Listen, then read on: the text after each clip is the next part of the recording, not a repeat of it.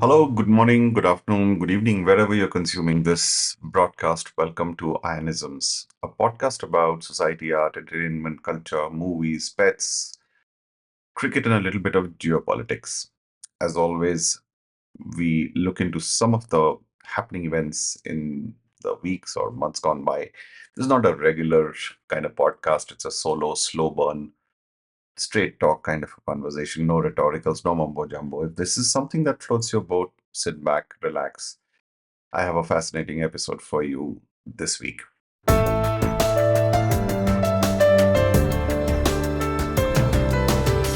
It is the season of cricket, so I'm going to cover a lot of it. And clearly, you must be wondering what else is left to talk about than what has already been discussed. You guessed it right, there is not much, but I'd imagine in ionisms, what we try and do is to give you a non rhetorical, very objective, common sense point of view. That content is seldom or rarely found. I'm sure there are a few people who are doing it, but not en masse, right? So this attempt is to try and share some of the happenings around the recent developments in Champions Trophy, upcoming Champions Trophy, and the ongoing India versus Australia Border Gavaskar Trophy. So I'll start with the Champions Trophy and all the hullabaloo and all the drama that is going around in it, and I'll try and address some of the pointers, especially those who are tuning in from across the border outside of India and are constantly wondering what else does India need. So the common, let me set the context for those who don't know or who probably don't have a clue on what's going on. I know you're very few of them, but nevertheless, just to set the baseline first. The baseline is Champions Trophy was awarded to Pakistan, and they are the rightful hosts for the trophy to be held in their home country. As it turns out, the geopolitical situations between India and Pakistan are not at their optimal best.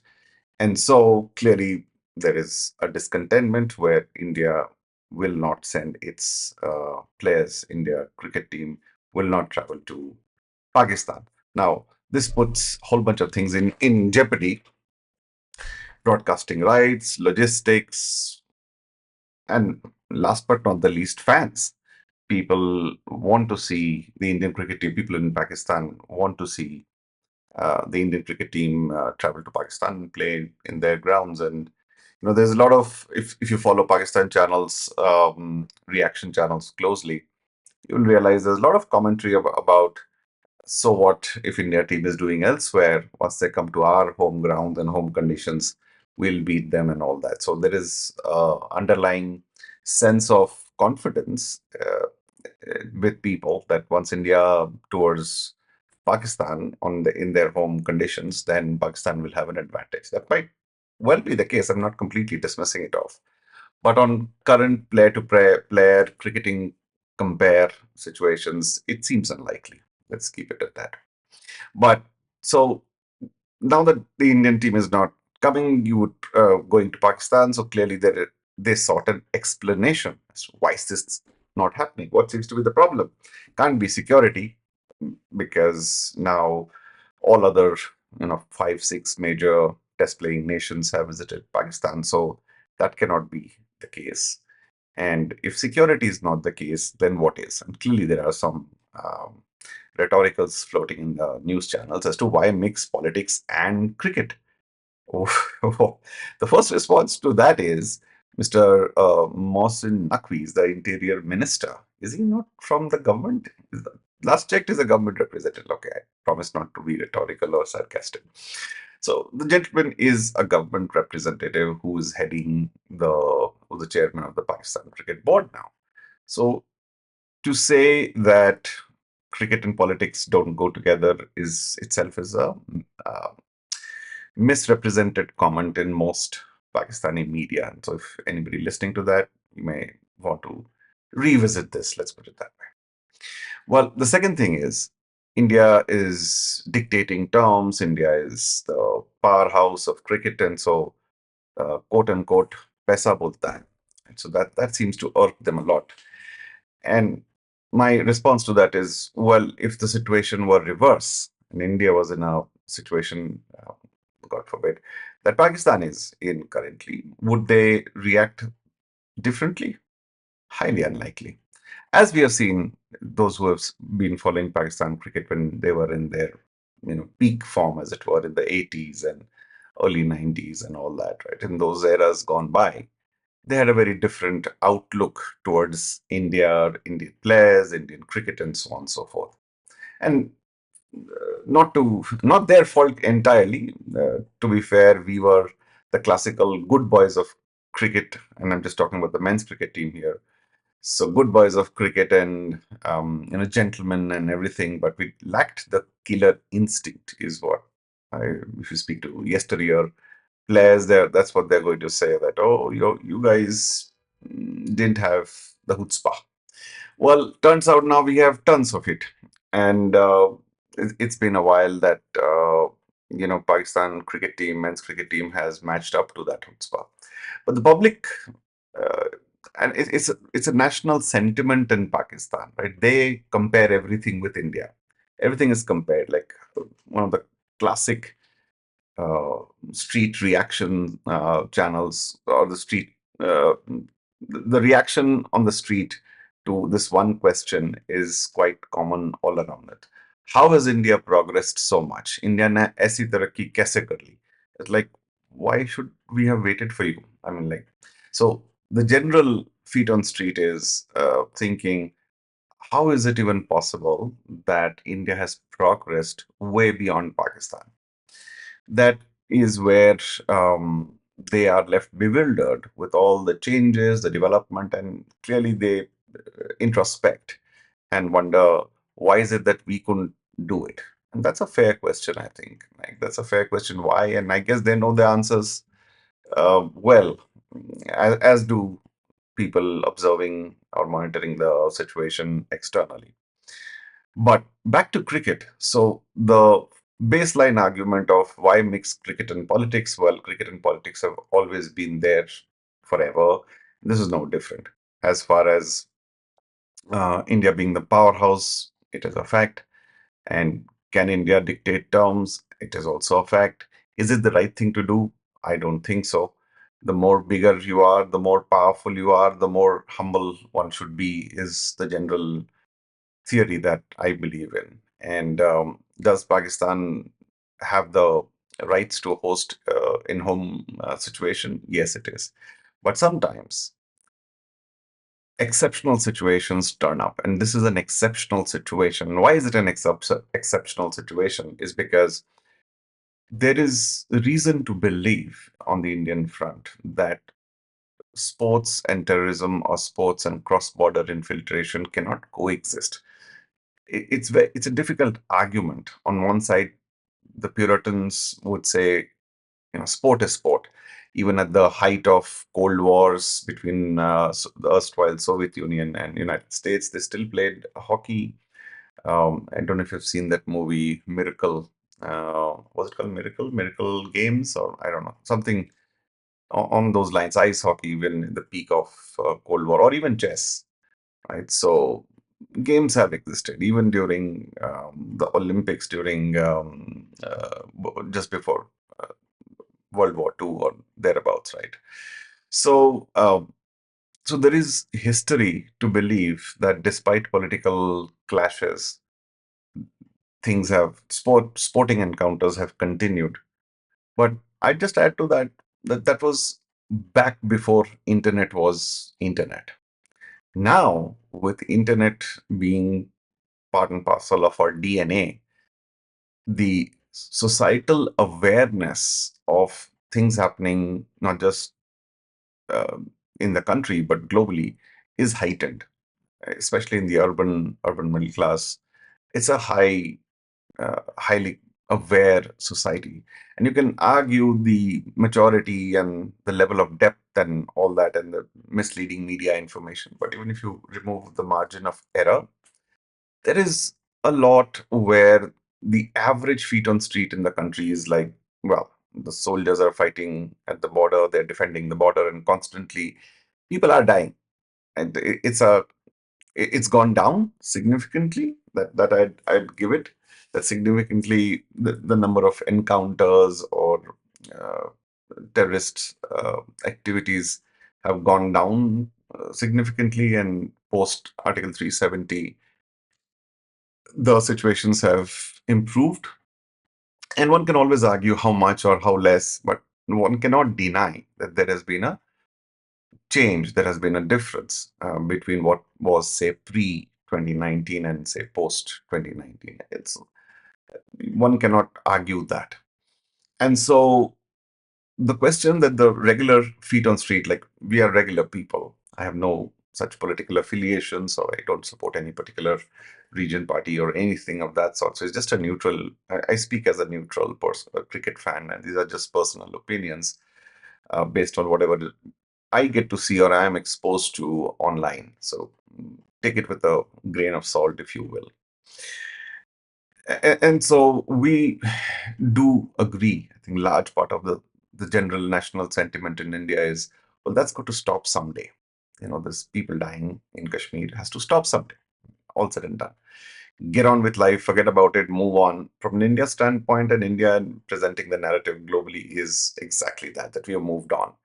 And dare I say, it is the case for large part of India. I know there is the north-south divide in India as well, in the sense people of the north will probably speak a little more or be more familiar with the stories of Kashmir. It's not to say that people of the south are less aware or less concerned. That's not the point. The point being, somewhere we get the sentiment that countries moved on. But when uh, you know, look into Pakistan, it seems to be the uh, main narrative. That's all they think and speak and talk about. So somewhere there, it's gone on a loop, rhetorical loop. It's not changing. So then the question is, if this keeps on happening, and it's a diplomatic, isolatory, I don't know if that's the word, isolation strategy. Well, I will not participate, and especially one that gives you more visibility, which may give the sense that everything is normal. The more uh, for example, just extrapolate the situation. If the Indian team goes and plays in Pakistan, it won't be that there will be no interaction between players and public and all that, right? There will be. And as a brand ambassador of your country, or your representation, you're a representative of your nation, you want to put on your best self, best foot forward. And that means you'd have to extend, warmth and friendly exchanges and everything. That, from a strategic standpoint, might lead to a counter-intuitive narrative, then where people might think, well, it's okay, then it's not so bad. And that's perhaps not such a smart optic given the stance that we are keeping as a country globally for the situation. But I do think there is more to the story. More to the story being, an Australian team or a English team touring, or the New Zealand team touring Pakistan is very different from an Indian team touring Pakistan. This means that they automatically become a high priority target automatically, and reasons could be unbeknownst to them, as has been the case many times before in Pakistan. Like, oh, I didn't know this happened. Who did it? I don't know. Somebody just flew in a helicopter in Abbottabad and took down a terrorist, and we didn't know. Or that's what people say. Like, again, promise not to be rhetorical, right? So I'll tone that down. The point being, is there a credible risk in that? Yes, there is. Of course, there is. There could be a rogue element, and so the question is, why risk it? Especially when the situation, the mood, the sentiment, and to be fair, it's a very dichotomous relationship. Again, I'm feeding off all the multitudes of reaction channels that I get to see, Pakistan reaction channels that you see on YouTube. If you take even a sample data size from there, the feet on street is India हमारा दुश्मन है. Well, if the feet on street or your armed populace believes that India is the enemy, then why risk your cricket team? Like, like I said, there could be a rogue element in the crowd. We could just you can't put a glass wall in the stadium or a fence them out if somebody has to play mischief. And these are the days and ages of drones. Maybe you could control somebody on the ground, but what if they use some other technology? So, is there credible risk? Is there reason to be concerned? Yes, there is. And so, why is it so unbelievable to the people of Pakistan that, yeah, this could happen? There is a possibility. You can't rule it out. Okay. So, the, those are the two broad reasons. The third is, of course, the fact that you can't just brush off years of Pakistani aggression towards India. You just can't brush it off, right? There is an angle of geopolitics, the balance of power. How do you treat the neighbors? How they are partnering with China, which is erstwhile insofar considered as an adversary to India. And so there's so many other factors. So anyone just trying to simplify the situation and trying to use the Occam's razor principle it may not work in this particular instance. Well, I'm a big fan of Occam's razor, but it might not quite work here.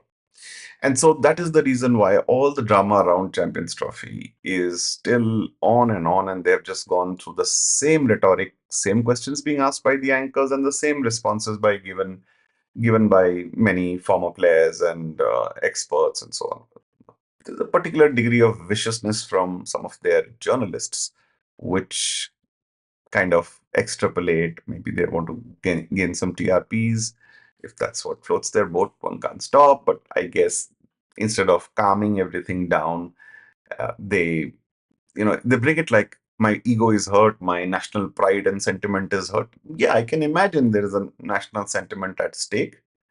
However, and I do not expect that the entire populace to suddenly become mature and understand that. That's not the case with India either, to be fair. Not like the entire 1.4 billion people will turn across as super matured and calm. And there will be a set of excitable people. There will be a set of people who will overreact, and one will have to discount some of that commentary as well. So, but given the fact that the percentage compare between people who can get uber excited and ultra rhetorical is probably slightly higher in Pakistan. One would again assume that. And so the point right now, as it stands, is that it is a compromised solution where the games are going to be played in Dubai, as in the India games are going to be played in Dubai or Colombo, as the case might be. And that seems to be fine. The trouble there is what happens when the reverse happens, when it's India's turn to host an international multinational tournament, and then Pakistan refuses to visit India. League matches still okay, but marquee matches that of a semi-final or final, I don't think broadcasters would probably like that too much. There's way too much money riding on it, and so I do have a sense of I wouldn't call it sympathy, but I'd say I do see Pakistan's point of view that it cannot be one way. And I think many a times there has been this commentary that has floated, well, if you want to isolate us or don't want to engage with us, then do it completely. Like just do 100% blackout. I'm a big fan of thought clarity. And if that's what needs to come across as a definitive strategy, and this is purely from an India standpoint, then maybe that's what it is. And if that means we need to forfeit matches and give away those points, and so that's what we do. So go complete instead of this half baked, because it does put a lot of people under pressure, including the match officials, the representatives, and everybody. And um, and it's not fair to say it's not my decision, it's the government's decision, as if the government is somebody else's. No, it's my government, it's our government, so it's us. So it's not like we cannot delineate. In fact, it's quite insulting when some of the sports officials say, this is a decision on the government, so you should stand up and own up that, yeah, it's a country's decision, and so we have to stand by it. Not everything will be as per your likings and doings, right? So, So that's my take on the Champions Trophy. And unfortunately, the situation has gone a little, it leaves a little bad taste in the mouth.